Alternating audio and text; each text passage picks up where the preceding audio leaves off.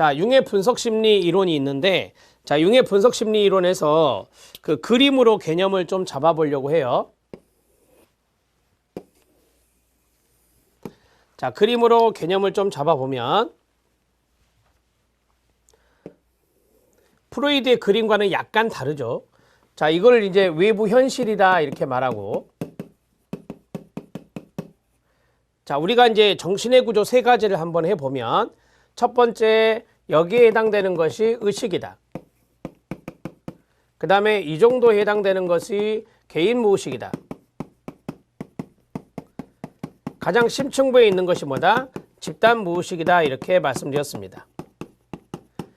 자, 그러면 집단 무의식의 개념 하나를 잡아야죠. 집단 무의식은 키워드로 좀 적어드리면, 집단 무의식을 키워드로 적어드리면 개인 경험과 상관없습니다. 그 다음에 집단 공유하는 겁니다. 그 다음에 세 번째, 역사, 문화, 종교, 신화 등의 영향이 있습니다. 그 다음에 조상 또는 종족으로부터 물려받는 것입니다.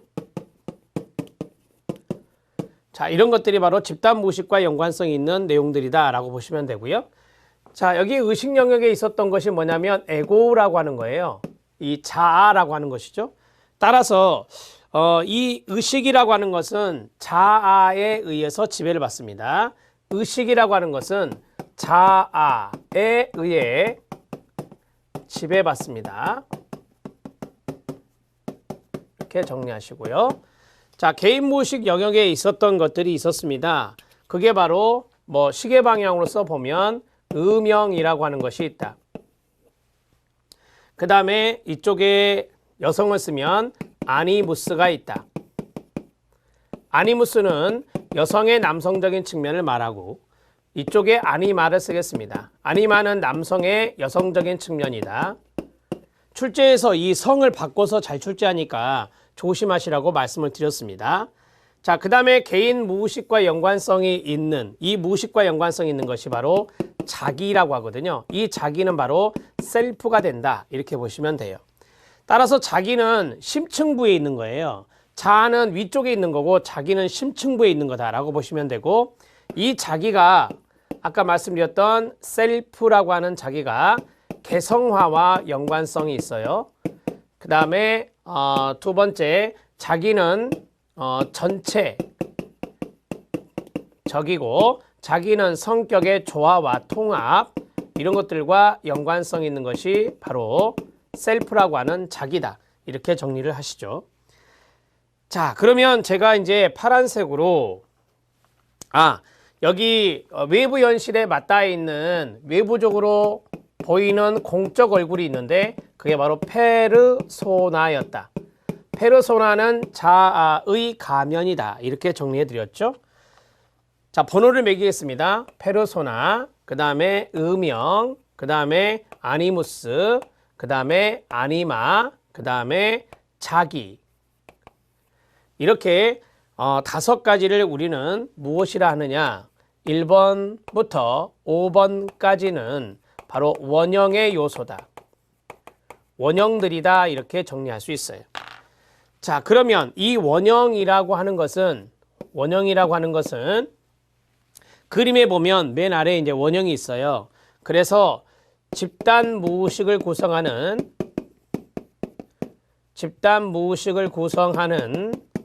인류 역사를 통해 내려오는 정신적인 소인, 이런 것들을 우리는 원형의 개념으로 잡는다. 자, 이 그림으로 해서 여러분들이 융의 개념을 잡아주시면 상당히 도움이 될 거다. 이 음영이라고 하는 것은 어두운 면도 있다. 어두운 면도 있지만 플러스 밝은 면까지 포함하는 개념일 수 있다는 것을 정리를 하셔야 하고요. 자, 되셨죠? 융의 분석 심리 이론에 대한 주요 개념들을 이 그림으로 한 방에 끝내시기 바랍니다. 융이 강조했던 기는 중년기였다. 자, 중년기를 강조했던 학자다 이렇게 말씀드렸고, 융이 말한 리비도는 성적 본능 에너지라기보다는 생활 에너지다 이렇게 말했고, 융은 성격이라고 하는 것은 후천적으로 변할 수 있다. 후천적으로 변화가 가능하다라고 했어요. 자, 융은 정신의 구조를 의식과 그 다음에 개인 무의식과 그 다음에 집단 무의식으로 보았다. 집단 무의식 이렇게 구성되어 있다라고 보았고, 융의 중년기의 개별화, 융은 중년기의 개별화라고 하는 개념을 이야기했는데, 개별화란 인간이 외적인 자아가 내적인 자아로, 그 다음에 물질적인 자아가 정신적인 자아로 전환되는 것을 우리는 중년기에 개별하다 이렇게 이야기한다 했습니다. 지금 이쪽에 있는 것들은 융의 여기 개념 말고 다른 내용들을 좀 아시라고 말씀을 드렸고요. 중년기를 이야기한 걸로 봐서는 발달 단계를 제시했는데, 우리가 이제 바로 발달 단계 들어갈 거예요. 발달 단계는 바로 4단계로 제시했다. 아동기, 그 다음에 청년기, 그 다음에 중년기, 노년기 이런 식으로 이제 구분했다라고 보시면 되고요. 4단계로 제시했다. 자, 우리가 이제 마지막으로 융의 내용 중에서 뭐 컴플렉스는 무의식 속의 관념 덩어리 그렇게 좀 이해하시고요. 자, 융의 내용 중에 성격 유형이 있었다라고 했어요. 자, 성격 유형이 있는데 태도적인 측면에서 외향적과 내향적 이렇게 나눌 수 있다라고 했었죠. 자, 외향적과 내향적 이렇게 나눌 수 있어요. 자, 합리적 그 다음에 비합리적인 요소가 두 개씩 해서 4개씩인데, 여기에 하나, 둘, 셋, 4개가 들어갈 수 있고 여기에 4개가 들어갈 수 있죠. 그래서 모두 8가지의 성격 유형을 제시했다라고 말할 수 있습니다. 자, 여기에 합리적인 요소,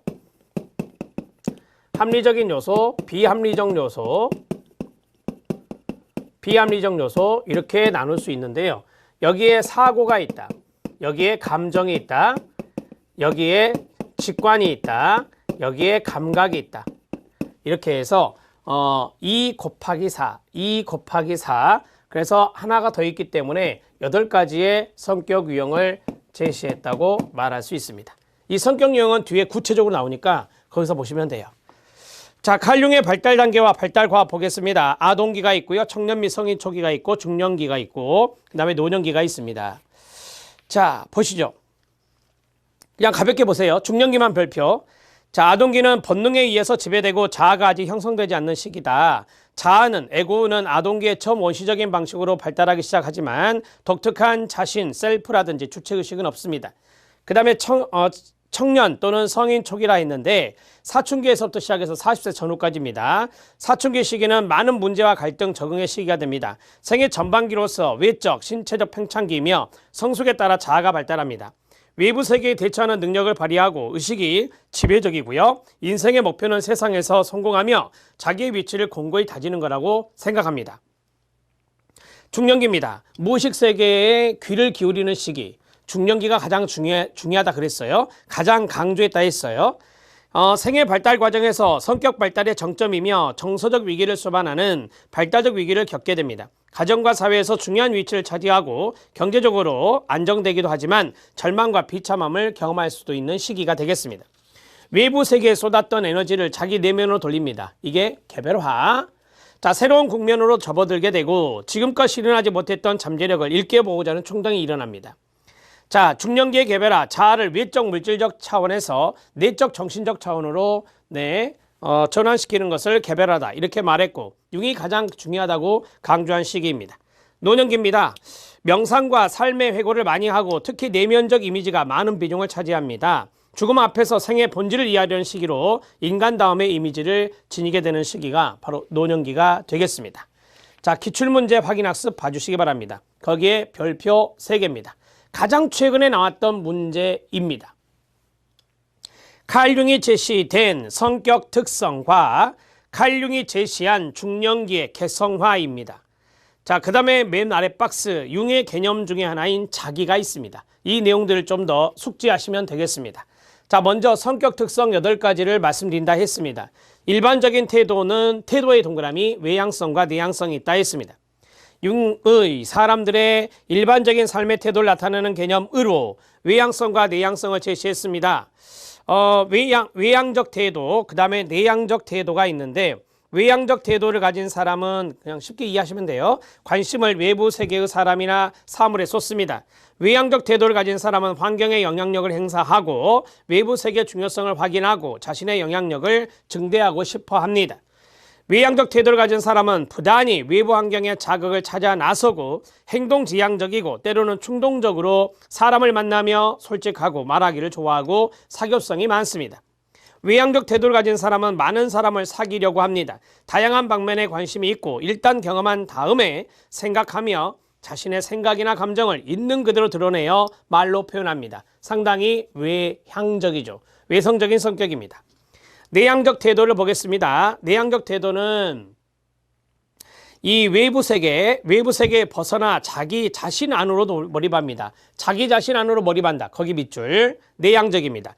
내향성이 주로 관심을 쏟는 것은 자기 내부의 개념과 관련성이 있습니다. 즉 마음속의 개념과 관념을 분명히 하는데 관심을 기울이고 일시적인 외부 사건보다는 지속적인 개념을 신뢰합니다. 사려가 깊고 주위와 떨어져 생각에 잠기길 좋아하며 고독과 사생활을 즐기며 수줍음이 많습니다.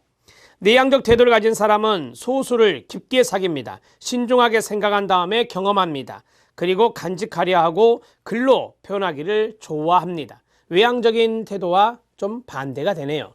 자, 정신에 4가지 기능이 있습니다. 4가지 기능은 비합리적 기능과 합리적 기능이 있다 했는데, 자, 비합리적 기능은 주로 현상이나 대상에 대한 인식과 관련된 특성입니다. 논리, 추론과 같은 이성적인 과정이 포함되지 않는 정시 기능을 의미합니다. 여러분, 논리와 추론을 강조하는 것은 합리적인 거예요. 그래서 그것과는 상관이 없다라고 하는 겁니다. 합리적 기능이란 어떤 인식된 내용을 토대로 논리, 추론 등의 이성적 과정을 통해 결론과 판단에 도달하게 되는 정신 기능을 이야기하는 것이다 라고 보시면 됩니다. 현상이나 대상에 대한 인식, 간단하게 말씀드리면, 자, 이 직관과 감각, 이것은 어떤 현상이나 대상에 대한 인식을 말한다면, 여기에 사고와 감정, 이것은 이성적 판단에 의한 논리와 추론 이런 것들과 연관성이 있다. 이렇게 보시면 돼요. 그래서 이거를 합리적 요소라 하고 이거를 비합리적 요소다. 이렇게 말하죠. 근데 이 2가지의 차이점이 있고 이 2가지의 차이점이 있겠죠. 자, 그 내용을 보겠습니다. 자, 첫 번째가 직관적 인식입니다. 2번째가 감각적 인식입니다. 3번째가 합리적 기능에 사고적 판단이 있고 감정적 판단이 있습니다. 직관적 인식을 보겠습니다. 직관적 인식에서 중요한 것은 나무보다 숲을 강조한다는 부분이 있죠. 나무보다 숲을 강조한다. 그 자리에 밑줄 쫙 그어주세요. 이것이 뭐죠? 네, 나무는 보지 못하고 숲을 본다. 이렇게 이제 출제가 될 수도 있죠.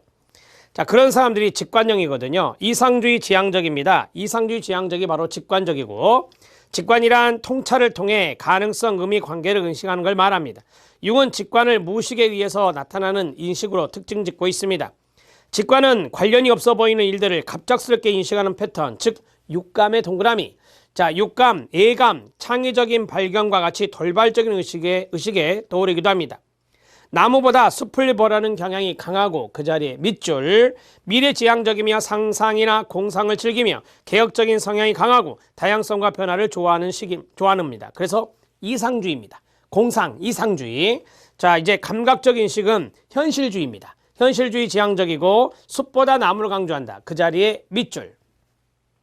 감각이란 우리의 감각, 오감각이라고 쓰세요. 시각, 촉각, 미각, 후각, 시각, 촉각, 후각, 미각, 청각 이런 것들을 우리가 오감각이라 하잖아요. 자, 감각이란 우리의 감각을 통해 관찰하는 인식을 말합니다. 감각은 구체적으로 존재하는 것을 통해 이루어지는데 구체적으로 존재하는 것. 그래서 현실주의 지향적이에요. 감각은 현재 일어나는 일만 깨닫는 것이기 때문에 감각적 인식을 소원하는 사람은 직접적인 경향에 초점을 맞추고 이런 인식과 관련된 특징이 발달되어서 현재를 즐길 줄 알고 구체적입니다. 구체적이다. 그래서 앞에서 말씀드린 대로 숲은 보지 않고 나무를 보는 거예요. 구체적이고 실제적이다. 사실적이며 현실적이다. 이렇게 말할 수 있습니다. 관찰 능력이 뛰어나고 상세한 것까지 기억하며 일상성과 실용성을 추구하며 현실지향적이고 보수적이다. 이렇게 말할 수 있습니다. 자, 이해되시죠? 직관과 감각이 좀 중요하니까 밑줄이 쳐져 있어요. 자, 합리해 보겠습니다. 사고와 감정입니다. 말 그대로입니다. 논리적인 사고, 이런 걸 강조하는 사람은 사고형이고, 그것보다 감정, feeling이라고 하는 그 감정적인 판단을 하면은 감정형이 되는 거예요. 사고적 판단, 보편적 원리에 근거한 판단입니다. 보편적 원리에 밑줄 쫙 그어주시기 바랍니다. 사고는 아이디어를 논리적으로 연관시키는 기능입니다. 논리적의 밑줄. 사고는 인정에 얽매이지 않습니다. 인과 원리에 따라 이루어집니다. 인과 원리의 밑줄. 사고 기능을 선호하는 사람은 사고와 관련된 특징을 발달시킵니다. 정보를 판단함에 있어 원리, 원칙, 옳고 그르다, 맞다, 틀리다 이런 것들 철저하게 지키기 때문에 개인적 감정은 배제합니다. 개인적 감정 배제 밑줄 쫙 그어요. 그래서 감정형이 아니라 사고형이 되는 거예요. 감각적 판단, 상대적 원리에 밑줄 치세요. 상대적 원리를 강조하며 좋다, 싫다 등을 통해서 판단합니다. 좋아, 강조합니다. 좋다, 싫다의 밑줄이죠. 자, 좋다, 싫다는 선호성이잖아요. 이런 것들은 감정과 연관성이 있다라고 보고요. 맞다, 틀리다, 옳다, 그르다 이거는 사고형이고요. 자, 감정은 상대적인 가치와 문제의 장점 등을 고려하여 의사에 결정하는 기능이 됩니다. 상대적인 가치, 거기에 밑줄. 감정은 개인이나 집단의 가치를 중시합니다. 감정을 선호하는 사람은 의사결정할 때도 상대방의 입장을 고려합니다. 상대방 입장 고려 밑줄. 자, 이런 것들에서 인정이 나오겠죠. 자, 상대방의 입장을 고려하기 때문에 상대방을 이해하려고 하고 어떤 문제든 직업적인 측면보다는 작업적인 측면, 그것보다는 인간적인 측면을 중시합니다. 그러니까 어떤 일적인 측면보다는 인간적인 측면이 중시된다 이 말이에요. 인간적인 측면 중시 밑줄. 그 다음에 인정과 친밀감, 조화를 바라며 과거의 가치, 과거의 의리나 우정이나 추억 등 이런 것들을 중요시합니다.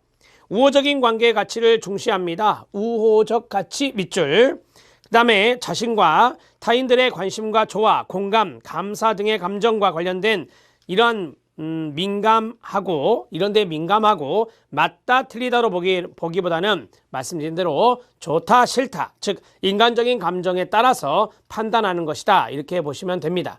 자, 이거는 간단하게 앞에서 말씀드린 대로예요. 옳다 그르다 판단, 그 다음에 맞다 틀리다 판단, 그럼 사고형이고, 좋다 싫다 이거는 이제 일종의 선호도잖아요. 선호도, 그 다음에 아까 말씀드렸던 인간적인 감정이거든요. 그 다음에 우호적 이런 것들이 여기에 들어갈 수 있는데, 이런 좋다 싫다 이런 것들은 감정령과 연관성이 있다 이렇게 보시면 돼요. 그러한 판단의 경향이 달라요. 자, 이제 여기 8가지 유형 아시겠죠? 판서 필요 없습니다. 그대로 이해하면 되니까. 칼 융이 제시한 중년기의 개성화를 보겠습니다. 3번 별표. 1번 개성화는 건강과 성장을 통해 자기 셀프의 도달할 수 없는 목표에 이르는 길을 말합니다. 개성화는 어느 정도의 정신적인 균형을 이루는 것뿐만 아니라 정신적인 균형에 밑줄 쫙 그어주시고요. 대중문화의 목적과 가치에 대한 일상적인 동조에 벗어나는 것도 포함되는데, 즉 자신의 개인적 방식을 발견하는 것을 의미하는 겁니다. 자, 자아와 개성화가 있습니다. 자아, 에고는 의식의 개성화 과정에서 생기는 것으로 보았는데, 우리가 이제 여기 보면 의식을 지배하는 게 자아다 이렇게 말했잖아요. 그래서 의식의 개성화 과정에서 생기는 게 자아다. 개성화란 개인의 의식이 다른 사람에게서 분리되는 과정을 말한다라고 했어요. 이제 그게 중요한 지문이에요. 뒷부분. 자, 거기에 보면 개성화란 개인의 의식이 다른 사람에게서 분리된다.